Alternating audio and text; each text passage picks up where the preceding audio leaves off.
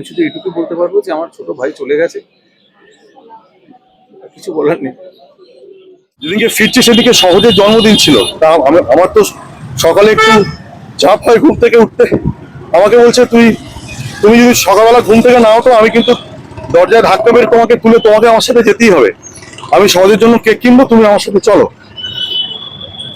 সেটাই ওর সাথে আমার শেষ ক্রিমিনাল নেগলিজেন্সের জন্য যে একটা মানুষ চলে গেল, তার মৃত্যু হলো এরকম ভাবে, তারপরে নিজের অপরাধটাকে আড়াল করার জন্য আমি এমন মিথ্যে বলছি, চলে গেল যে মানুষটা, সেই মানুষটার উপর একটা কালি ছেড়ানো হচ্ছে, তার চরিত্র একটা একটা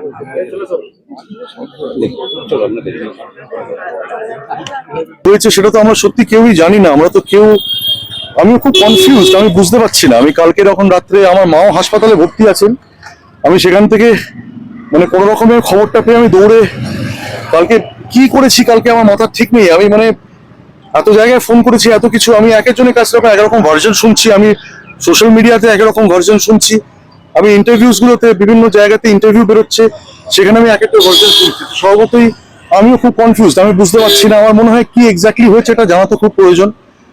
আর অরু ও তো আমার কাছে রাহুল নয়, ও আমার কাছে অরু, কারণ আমি তো ওকে দেখেছি সেই সময় থেকে, যখন মানে বহু বহু বছর আগেকার কথা আর কি এটা।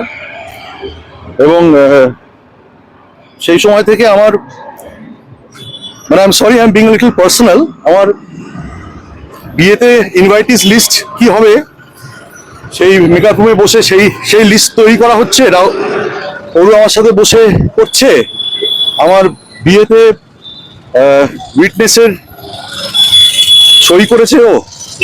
আমার সেদিনকে বেলপাড়িতে আমরা শুট করতে গেছিলাম একটা ছবিতে, যেদিনকে ফিরছে সেদিকে সহজের জন্মদিন ছিল, তা আমার তো সকালে একটু চাপ হয় ঘুম থেকে উঠতে। আমাকে বলছে তুমি যদি সকালবেলা ঘুম থেকে না ওঠো, আমি কিন্তু দরজায় ধাক্কা মেরে তোমাকে তুলে তোমাকে আমার সাথে যেতেই হবে। আমি সহজের জন্য কেক কিনবো, তুমি আমার সাথে চলো। সেটাই ওর সাথে আমার শেষ তারপরে আমাকে বাড়িতে ড্রপ করে ও চলে গেল সহজের কাছে। তারপরে মাঝে একবার কথা হলো।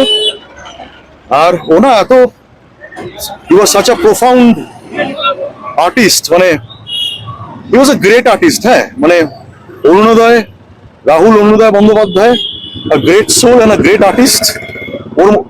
ওর কোনো ওর মানে আমি জানি না আর বাকি কি কোথায় কি হচ্ছে না হচ্ছে। আমি এটুকু বলতে পারি যে মানে this is my personal loss.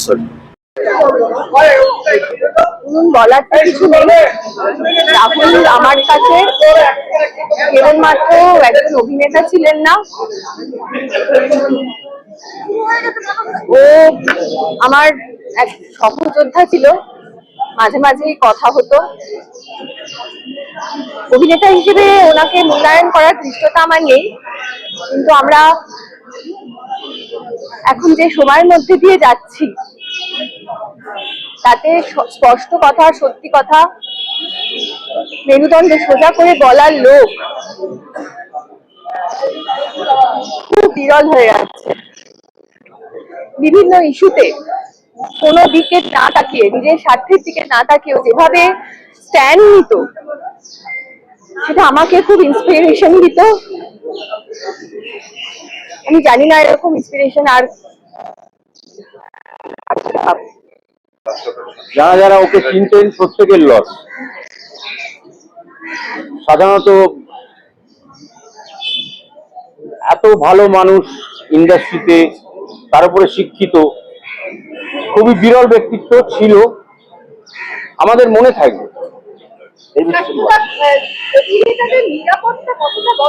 আমি এর মধ্যে ঢুকছি না। ক্ষতি নয়, মানে আমরা কি গুণী শিল্পীকে হারালাম আমরা ভাবতেই পারছি না।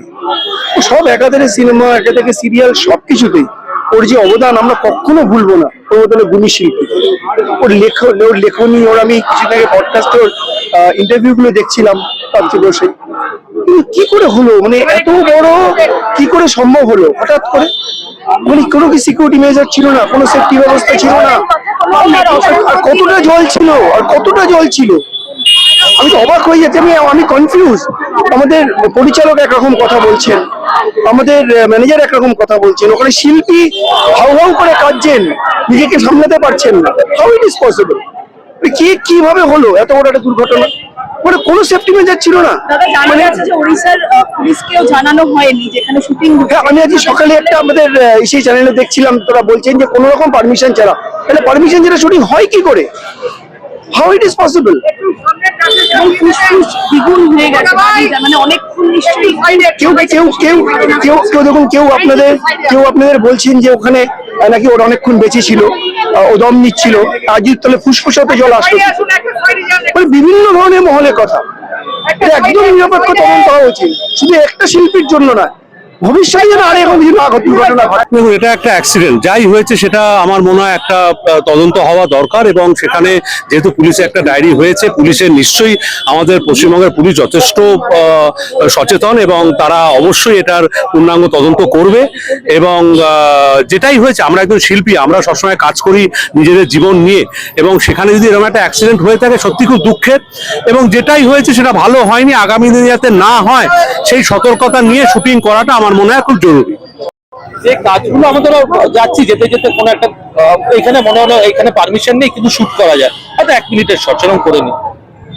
কিন্তু তালসারি সমুদ্র যেখানে, সেখানে শুনলাম লোকাল লোক খুব একটা জানতো না, একটা মাত্র লুলিয়া ছিল। এবং ড্রোন শট নিলে অনেকটা জোন নিয়ে করতে হয়, কেউ যদি পড়ে যায় ওই আসতে স্পিড বোট আসতে যে টাইম লাগবে, আবার অনেক রকম শুনলাম যে বোট থেকে পড়ে গেছে 1 ঘন্টা পর, মানে কিন্তু ময়না তদন্ত বলছে 1 ঘন্টা জলের তলায় থাকার ফলেই এইটা হয়েছে। ময়না তদন্তকে আমাদের বিশ্বাস অনেক রকম, সেটাই আমরা সোশ্যাল হ্যান্ডেলে অনেক রকম আমরা নিজেরাই বলছি, আমরা বলছি যে সোশ্যাল হ্যান্ডেলে আমরা এই প্রশ্নটা তুলেছি, আর্টিস্ট ফোরামকে ট্যাগ করে বলা হয়েছে যে আমরা এটার প্রপার একটা তদন্ত চাই। এবং সেটা আমি না, টুম্পা মানে সুদীপ্তা থেকে আরম্ভ করে, রূপাঞ্জনা থেকে আরম্ভ করে, আমরা যারা ওর সাথে বহু বছর কাজ করেছি, আমাদের অ্যাসোসিয়েশন তো আজকের না, প্রায় 20 বছরের ওপর অ্যাসোসিয়েশন। তো আমরা আগামী দিনে যেন কোনোদিনও ইনসিকিউরিটির অভাবে কোনো আর্টিস্ট না তার প্রাণ ত্যাগ করে, সেটার দিকে আমাদের অন্তত এবার একটুখানি স্ট্রিক্টলি নজর দেওয়া দরকার। কিন্তু সেখানে আরেকটা প্রশ্ন আছে, সেটা হচ্ছে বাজেটটা তো আমাদের এইরকম থাকে না যে প্রচুর কিছু নিয়ে আমরা শুটিংটা করতে পারবো। তো দেখা যাক, এর মধ্যে থেকে তো একটা কিছু বার করতে হবে সলিউশন, কি হয় দেখা যাক। কিন্তু এরকম ভাবে যেন আর কিছু না হয়, এটাই আশা করি। 100বার তুমি তো পোস্টমর্টম রিপোর্টটাকে অস্বীকার করতে পারো না, একজন সাইন্টিফিক রিপোর্ট। এবারে পুরো ব্যাপারটাই তদন্ত সাপেক্ষ। তো এখন সবচেয়ে বড় কথা যে এটা নিয়ে একটা মুভমেন্ট হওয়া উচিত, এবং আসল রহস্যটা কি তার উদ্ঘাটন হওয়া খুব দরকার। কারণ আজ যে চলে গেল রাহুল, আমাদের ছেলে চলে গেল মাত্র 42 বছর বয়সে, আমার থেকে কিছু না হলেও 16 থেকে 18 বছরের ছোট একটা ছেলে চলে গেল। তো এবার একটা সুপার কোয়ালিটির একটা সম্পদ চলে গেল। তো এটা কখনোই কাম্য না। তার থেকে বড় কথা যে এরকম ভাবে শুটিং হবে, শুটিং কোনো সিকিউরিটি সেফটিটা, শুটিং হোক, শুটিং তো করতেই হবে, সিকিউরিটি সেফটি একটু থাকবে না, তাহলে আর্টিস্টদের কোনো কিছু নেই, মানে আর্টিস্টদের কি চাবুকের তলায় দাঁড়িয়ে আছে আজকের দিনে? একটু তো সচেতনতা বোধ কেন থাকবে? আমি বলছি না কেউ ইচ্ছে করে কেউ দুর্ঘটনা ঘটায় না, কেউ এটা ভেবে করেছিল, কেউ ভেবে করেনি। কিন্তু আমার বক্তব্য হচ্ছে যে একটা প্রিকশনারি মেজার থাকবে না, আমার ব্যাকআপ থাকবে না, কেন শুটিং করবো? কত রিস্ক নিয়ে কত শুটিং করা হয়। সিপিআর দেওয়ার পর্যন্ত একজন লোক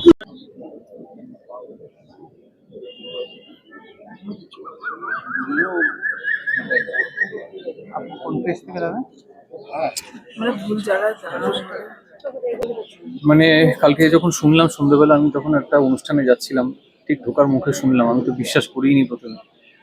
তারপর খবর পেলাম বিভিন্ন জায়গা থেকে যে হ্যাঁ রাহুল আর নেইটা এখনো সেটিং করেনি, ওটা একটু সময় লাগবে সেটিং করতে। তার কারণ টানা অনেকগুলো দিন আমরা একসঙ্গে কাজ করেছি, মানে ওকে আমি চিনি 21-22 বছর ধরে। তারপর আমরা একসঙ্গে গীতা এলএলবি করছিলাম, আমি উজানের ছবিটা একসাথে করলাম, ওখানে আমরা 2 ভাই হয়েছিলাম। আমার এখনো মনে আছে লাস্ট দিনকে আমাদের শুট শেষ হলো, প্যাক আপ হলো আমাদের দুজনের একসঙ্গে। আমি বললাম যে চল একটা ছবি তুলি। এখন এখানে এসে মনে হচ্ছে যে ভাগ্যিস তুলেছিলাম ছবিটা, আর তো দেখা হয়নি, তারপরে আর হতো না। আর মর্মান্তিক এই মৃত্যু আমার মনে হয় কোনো আর্টিস্ট কেন কোনো মানুষেরই না হয় ভালো। এক্সাক্ট কি হয়েছে তো আমার পক্ষে বলা মুশকিল, কারণ আমি তো স্পটে ছিলাম না, বলতে পারবো না আমি কি হয়েছে। তবে যা হয়েছে সেটা খারাপ হয়েছে এটুকু বলতে পারি, কারণ রাহুলের এই ইন্ডাস্ট্রিতে এখনো অনেক দরকার ছিল, অনেক। ওর মতন একজন শিক্ষিত অভিনেতা খুব মানে বিরল আর কি আমাদের মধ্যে। তো বাকিটা উপরওয়ালার হাতে। কেউ কেউ বলছেন যে প্রডিউসার ম্যানেজার যেরকম বলছেন যে শুটিং হয়ে গেছিল, প্যাকআপ হয়ে গেছিল, আবার কেউ কেউ বলছেন যে কোথাও দিয়ে কি মনে হচ্ছে যে অনেক রকমের কথা উঠছে, কিন্তু নিরাপত্তা কোথায়? হ্যাঁ, এই কথাগুলো আমিও শুনেছি, সবকটা ইন্টারভিউ রেকর্ডিং সবই শুনেছি আমি, বিভিন্ন রকম কথা হয়েছে জানি, কিন্তু এক্সাক্ট আমি আবারও বলছি আমি তো প্রেজেন্ট ছিলাম না, আমি জানি না কি হয়েছে। ও সত্যি তলিয়ে গেছে নাকি নৌকায় ছিল, না হেঁটে চলে গেছে জলের দিকে, আমার পক্ষে বলা মুশকিল। তবে লাস্ট আমি যতটুকু শুনেছি ওই বোধহয় ডিরেক্টরের একটা ইন্টারভিউ, ও শর্ট দিতে দিতেই বোধহয় জলের দিকে এগিয়ে গিয়েছিল কোমর জলে, তারপর সেখানে চোরাস্রোতে পা তলিয়ে গেছে, আমি কিছু একটা শুনেছিলাম। এর থেকে বেশি আমি কি বলবো, আমি তো জানি না। নিরাপত্তা তো আমি আবারও বলছি আমি যেহেতু ছিলাম না, আমি জানি না কি ছিল ওখানে, কে নিরাপত্তা ছিল, ব্যবস্থা কি হয়েছে, আমি সত্যি বলতে পারবো না। এটা আমার পক্ষে বলা মুশকিল। আমার মনে হয় যারা ওখানে ছিলেন, যারা কো-অ্যাক্টর, এই প্রশ্নটা তাদের করা উচিত যে নিরাপত্তা এক্স্যাক্টলি কি ছিল, তারা সব থেকে ভালো বলতে পারে। আমি শুধু এটুকু বলতে পারবো যে আমার ছোট ভাই চলে গেছে, আর কিছু বলার নেই। ভালো হয়েছে চেষ্টা হয়েছিল এবং সেই কারণেই 100টা প্রশ্ন আসছে। তো প্রথম যেটা বলা হলো তা হচ্ছে ইউনিটের পক্ষ থেকে বলা হলো ওনারা নাকি শুট শেষ করে প্যাক আপ হয়ে গেছিল, কলকাতা ফিরে চলে আসছিলেন। রাহুল দা নাকি একজন সহ-অভিনেত্রীর সাথে ওখানে ছিল এবং তারা নাকি জলে নামছিল এবং সেখান থেকে নাকি ঘটনাটা ঘটেছে। যদি গতকাল শ্বেতা বলে ওনার যিনি সহ-অভিনেত্রী রাহুল দার, তার যদি ওই একটা ক্লিপ ভাইরাল না হতো যেখানে সে বলছে খুব মানে মানে কি বলবো, আচ্ছা তোমারই করা, যেখানে তিনি বলছেন যে মানে খুব ট্রমাটাইজ, বোঝাই গেল যে আমরা একসাথে শট দিতে দিতে আমরা একসাথে পড়ে গেলাম, আমাকে তুললো, রাহুলদাকে তুললো, রাহুলদা কোথায়। তো এটা যদি সামনে না আসতো তাহলে ওদের এই প্রোডাকশন হাউসের বলা ওই মিথ্যেটাই কিন্তু সত্যি হয়ে দাঁড়িয়ে যেত, এবং সেইটা কি হতো মানে এর থেকে কি মানে করা হতো আমরা সবাই বুঝতে পারছি। এরপরে ওরা স্নোবল্ড হয়ে একটা কথার উপরে একটা কথা বসে তার একটা কি কুৎসিত শেয়ারও দেওয়া হতো। মানে আমার একটা ক্রিমিনাল নেগলিজেন্সের জন্য যে একটা মানুষ চলে গেল, তার মৃত্যু হলো এরকম ভাবে, তারপরে নিজের অপরাধটাকে আড়াল করার জন্য আমি এমন মিথ্যে বলছি, চলে গেল যে মানুষটা, সেই মানুষটার উপর একটা কালি ছেড়ানো হচ্ছে, তার চরিত্রে একটা প্রশ্ন তোলা হচ্ছে। মানে এটা কত বড় একটা নোংরামি। এই অপরাধটা করে কি ওরা পার পেয়ে যাবে কি পার পেয়ে যাবে না, এটা হচ্ছে এখন প্রশ্ন। এটাও বলা হচ্ছে যে রাহুলদা স্বেচ্ছায় গেছিলেন, মানে প্রত্যেকে। দেখো আমি এটা জানি না, কিন্তু আমি একটা কথা তোমার এখানে জিজ্ঞেস করছি, বলো তো কালকে আমি রাহুলদা বলে বলছি না, কোনো একজন একটা যদি বলেন যে আমার জন্য এই মানে সেফটি মেজার নেই, আমি করবো না, কি হবে? কালকে সে একটা পাল্টে যাবে। হয় না এরকম? আমরা দেখিনি গত কয়েক বছরে এমনকি কোনো অভিনেত্রী প্রোডাকশন হাউসের কোনো একজন বড় বাবুর নামে কোনো হ্যারাসমেন্টের অভিযোগ করেছে, তো সেই অভিনেত্রী চরিত্রটা পাল্টে অন্য কেউ অভিনয় করছে, এই জিনিস আমরা দেখিনি। কালকে আমি দেখো, আমি industry, I am part of the industry, আমি অভিনেতা নই, আমি অভিনয় করি না, কিন্তু আমাদের বন্ধু বান্ধব বা কাছাকাছি থাকার সুবাদে যেটা জানতে পারি, এটা হয় না যে কোনো একজন একটা যদি বলে যে আমি এই শটটা দেবো না, এই কোনো অন্যায় কোনো কারণে না, আমার এই যেটা আমার প্রাপ্য যে সিকিউরিটি মেজারটা থাকার কথা নেই, আমি শটটা দিতে পারবো না, কি হবে? কালকে স্ক্রিপ্টে 2 লাইন লেখা হয়ে যাবে যে ও তো গাড়ি চালাতে গিয়ে অ্যাক্সিডেন্ট হয়ে গেল, তার চরিত্রে একটা মালা পড়ে যাবে, পরের দিনে শুট হবে যে তার স্মরণ সভা হচ্ছে, গল্পের তার ট্র্যাকটা বাদ চলে যাবে গল্প থেকে। এটা আমাদের কে না জানি আমরা আজকে এই অবস্থার মধ্যে কাজ করতে হয়। ময়না তদন্তে বলা হচ্ছে যে বেশ অনেকক্ষণ জলে থাকার কারণ দেখা যাচ্ছে, পেটের মধ্যে অনেকটা নোনা জল অনেকটাই বসে আছে, এদিকে অথচ বলা হচ্ছে যে বেশ 5 মিনিট মতো তিনি জলে ছিলেন, তারপরে তারা বলেছেন 5 থেকে 6 মিনিট জলে। দেখো ওনারা যেটা বলছেন তা তো সত্যি বলছেন, এটা গতকাল থেকে প্রমাণিত। দেখো আমি এটাকে নিয়ে না 8 বাড়িয়ে ঠিক কি হয়েছিল না হয়েছিল বলতে চাই না, কারণ আমি যেটা বলবো সেটা একটা স্পেকুলেশনই হবে, হয়তো ক্যালকুলেটেড স্পেকুলেশন, কিন্তু হয়তো তথ্যের ভিত্তিতে করা স্পেকুলেশন, কিন্তু at the end of the speculation. তো আমরা চাই সত্যিটা সামনে আসুক। দরকার হলে, এটা তো ইতিমধ্যে উড়িষ্যা পুলিশ বলে দিয়েছে যে বিনা অনুমতিতে শুট করা হচ্ছিল, সেক্ষেত্রে যারা এটার জন্য দায়ী একজন দুজনকে গ্রেপ্তার করে ডিটেন করে তাদেরকে জেরা করে সত্যিটা বলানো হোক। তার কারণ দেখো, আমি সাধারণ বুদ্ধিতে একটা জিনিস জানি, আজকে যদি একটা পারমিশন নিয়ে শুট হয় এবং তার জন্য যে প্রয়োজনীয় যে সিকিউরিটি মেজার তা যদি থাকে, সেক্ষেত্রে একরকম, কিন্তু যে শুটটা পারমিশন ছাড়া হচ্ছে বোঝাই যাচ্ছে সেখানে প্রয়োজনীয় সিকিউরিটি মেজার ছিল না। এবার ধরো একটা শর্ত দিতে গিয়ে আমি গভীর জলে পড়ে গেলাম, যদি সেখানে ডিজাস্টার ম্যানেজমেন্টের লোকজন থাকে, রেস্কিউ লোকজন থাকে, সে আমাকে যত তাড়াতাড়ি রেস্কিউ করতে পারবে। তোমাকে যদি এখন ওখানে দাঁড়িয়ে আমাকে রেস্কিউ করতে হয় ওই শুটিং ইউনিটের একজন হিসেবে, তুমি কি পারবে আমাকে সেইভাবে রেস্কিউ করে আনতে? আর যদি এই বাড়িটায় আগুন লেগে যায়, এই বাড়িটা 3 তলায়, আর দমকলের লোক যত তাড়াতাড়ি নামিয়ে আনতে পারবে, আমি কি তত তাড়াতাড়ি নামিয়ে আনতে পারবো? তার জন্য তো ট্রেন্ড লোকজন দরকার। সুতরাং তাদেরকে না নিয়ে যদি শুট হয় এবং সেখানে একটা অ্যাক্সিডেন্ট হয়ে যায়, তো স্বাভাবিক কথা রেস্কিউটা যে সময়ের মধ্যে আদারওয়াইজ করা সম্ভব হতো, কি তাকে জল থেকে তুলে এনে তাকে সিপিআর দেওয়া ইত্যাদি যা যা কিছু আমি সম্ভব হতো, সেটা সম্ভব হবে না এক্ষেত্রে।